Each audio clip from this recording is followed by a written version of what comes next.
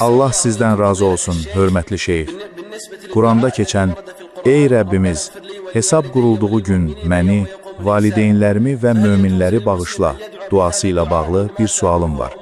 Əgər bir müsəlmanın ata və anası küfr üzrə ölüblərsə, onun bu dua ilə onlar üçün dua etməsi icazəlidirmi?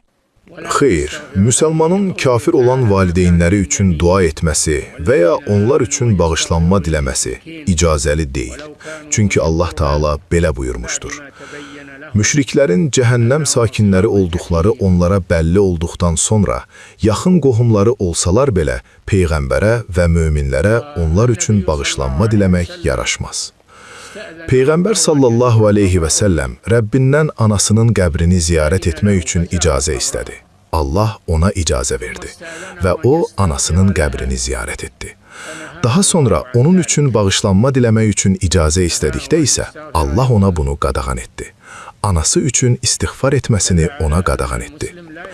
Bu, bir müsəlmanın kafir üçün, o şəxs onun atası və ya anası olsa belə bağışlanma diləyə bilməyəcəyinə dəlildir.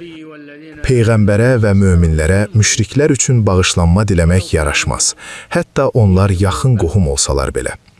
Həmçinin Peyğəmbər sallallahu aleyhi və səlləm əmisi Əbu Talibə mənə qadağan olunmayana qədər sənin üçün mütləq bağışlanma diləyəcəyəm dedikdə Allah bu ayəni nazil etdi. Peyğəmbərə və möminlərə müşriklər üçün bağışlanma diləmək yaraşmaz, hətta onlar yaxın qohum olsalar belə.